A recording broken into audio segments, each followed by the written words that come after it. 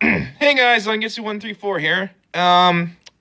So we're probably not gonna be getting to Garo for a while because the place I normally watch Garo is not working, and I gotta try and get my computer optimated for watching Garo the way I'm gonna have to from now on. But anyway, until that happens, however, I won't be leaving you without any without any content. I know the last couple of weeks I've left you guys without any, but again, that was because I lost my way about watching stuff. But until then, I do have a way of watching something.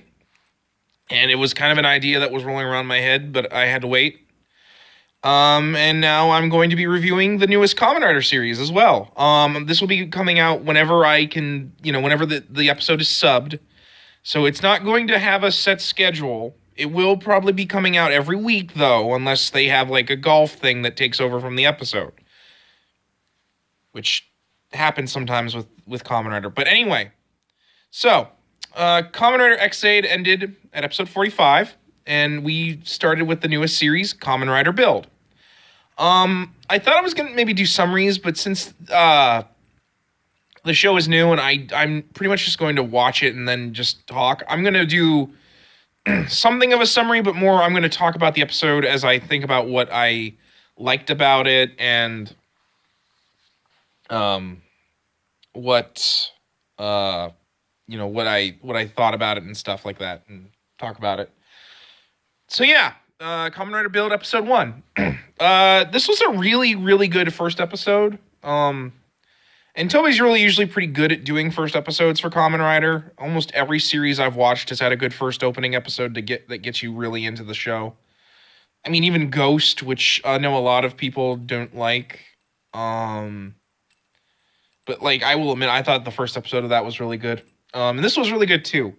We get an idea that 10 years before the series starts, humans have finally made it to Mars and discovered some sort of box on there from an ancient civilization that lived on Mars, known as Pandora's Box. And in doing so, when activated on Earth, created this bizarre wall in the sky that separated Japan into 3 places. I'm probably not going to remember names. I'll have to watch the show a few more episodes before I really remember names. I barely remember, like, the first name of the main character, Sento, I think was his name.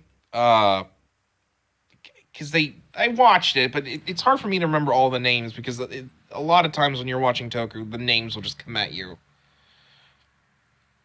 But anyway, and so basically it divides the planet, or Japan, into 3 separate countries who are all vying for power and control over Pandora's Box, which is in the green district. They're all colored by green, red, green, and blue, and green is the smallest. It's, I think, called Toto, and where most of the story is being told is in the district of Toto. Anyway. And so, after that, we cut to the Research Institute of Toto, where the main character is looking at Pandora's Box and has gotten a job there as a physicist. And it is here that we find out that he is Kamen Rider Build, after he saves a news reporter who's trying to figure out the mystery of the smash from a smash itself. These mysterious creatures that are attacking Japan, known as the Smash. Yeah, sorry, like I said, this episode is really good, but it goes really fast, and there's all sorts of things that happen. So anyway, he fights off a smash using his rabbit tank form, and in doing so, gets a new smash bottle, or a new bottle of for the build driver that he can use to get new forms. We then find out that the man is a amnesiac who has been experimented on by this organization to give him mysterious powers that we really haven't seen yet. I think, if nothing else, it might also be how he's able to become a Kamen Rider. But anyway, and so he's been fighting Smash to get new abilities for the build driver. We also find out that he's living in this cafe, and he went to the organization to get a job so he can get money for rent, which is kind of hilarious. And it's also kind of interesting that we're in a cafe. Kamen Rider used to be this thing where like there would be cafes all the time in Toku, where the hero would hang out.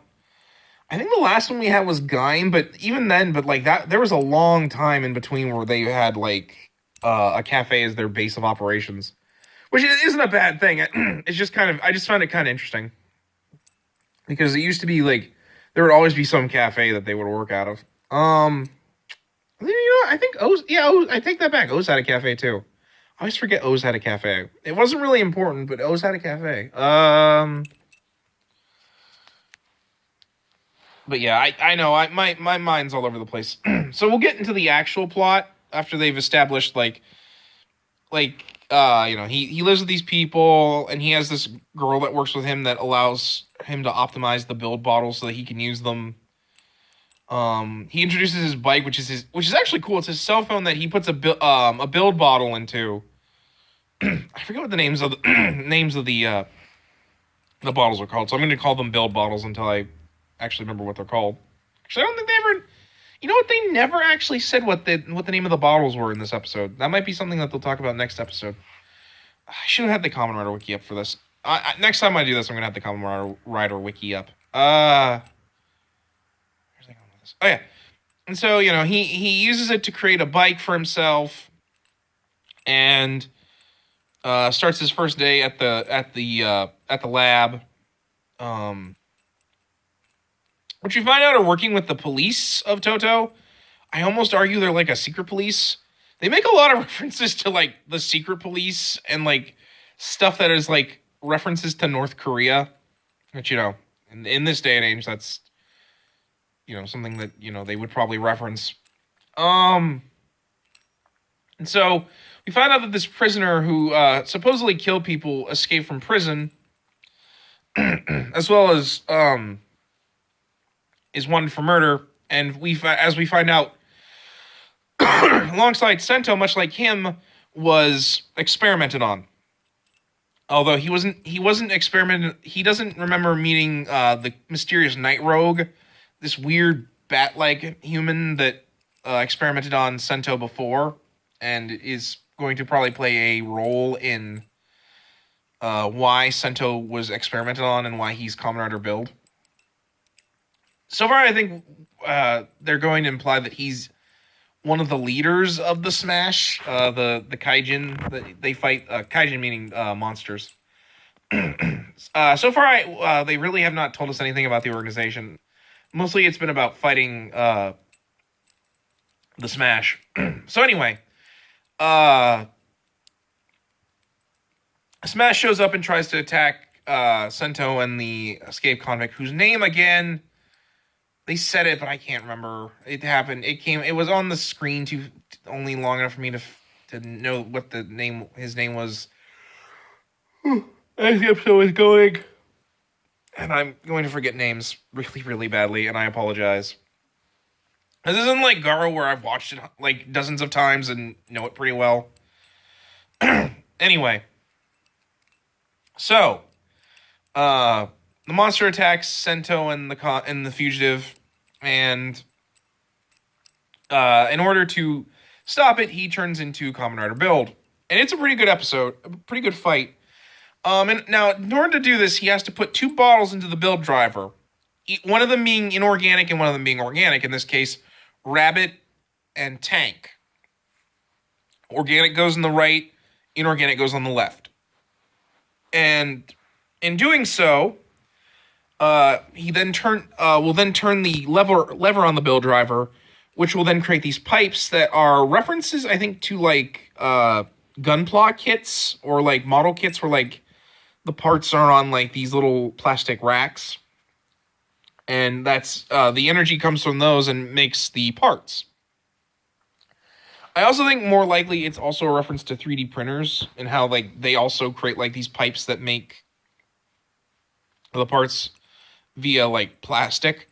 And I think the energy's idea is supposed to be kind of like molten plastic. Well, probably not molten, but like hot liquid plastic that gets formed into a shape. And in doing so, they combined, and the Build Driver says best match. Now, from what I've seen of the scans of the magazines and stuff, he actually experiments with these to create best match forms that, like, when they are combined together, these two make a really powerful form, and is like the optimum use of them. He will eventually use the hedgehog part in this fight as and that is with Tank, which is a test form, which isn't as powerful as his regular build forms. He uses it for a little bit to like fight this thing until he stuns it enough that he can finish it off with Rabbit Tank. And I really like Rabbit Tank's design. Each eyepiece, and we'll talk about the suit here. Each eyepiece has one of the two parts. Rabbit is on the left side and Tank is on the right. I actually like how like it's reversed from the like Rabbit's on the right side, Tank's on the left, and the parts switch so that all his rabbit parts, so that his rabbit parts are on the right here, but at the bottom they're on the left. Like in order, they actually mix together. Whereas like it's red, blue, and anyway, and so Rabbit has a spring on the rabbit leg, whereas the Tank is just a regular leg with tank treads on the, which he actually used really cool with the bike. He had he could use the treads on his foot to speed up the bike, and not only that, but he could so that he could also kick with the left leg. But the left leg has a spring built in it that he uses to bounce and also to get air time for his finisher. But yeah, it's a really good fight. And I really like the suit. I like that they showed off his, I think, Vortex Blaster is what it is. It's a sword with a drill for the blade that can also be flipped around and used as a blaster. But they really didn't go into much about it. But it is pretty cool because he clearly built all the stuff that he uses, as he's a physicist and an inventor. But anyway, we also see two of his finishers. One with the vortex with the sword that he used against the smash in the opening, and the other was with using the Build Driver, where he spun it again. And he did this thing where he ran to get a little bit more distance and then burrowed underground like a rabbit. But then to keep the smash in, this weird physics curve like graph showed up and captured the monster. I don't think that's an effect of the Build Driver. I actually think that's an effect of whatever they did to Sento, because it seems like he can create he can make physic formulas appear in the air. So I actually think that's not an effect of the Build Driver itself, but of Sento, because it really doesn't make sense that Rabbit Tank would be able to do that. But anyway, and so he uses it to create a pillar that gives him airtime, and then he sprung off it using the rabbit leg and smashes into him by following the curve and smashes into him using the tank foot. And we also got a really awesome bike chase scene where the cops use these robots that are their lackeys, and they chase after Sento and the fugitive. And so he takes the fugitive because the guy says he didn't kill anybody. Like, he may be an idiot, but he didn't kill anybody. And when one of the more funny parts, he's like, "Oh, I'm gonna regret doing this," but he creates the bike, and him and the fugitive are chased by the bad guys on their own bikes. And it's a really good chase scene because they end up going near the wall that separates the country into three pieces. And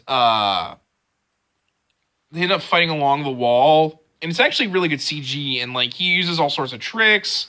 Like, he tricks them into chasing after the bike, and the bike turns into a phone, and they miss it, and they end up getting thrown into the energy barrier and blowing up and stuff. And it's really good. It's a really good fight scene. I was actually really surprised, and the CGI does not look garbage like a lot of the times Kamen Rider does. But anyway, and so the episode ends with our hero and his new friend running off to go back to the lab and to hide him out. All the while, Night Rogue looks on at whatever is going on and says that a war is beginning.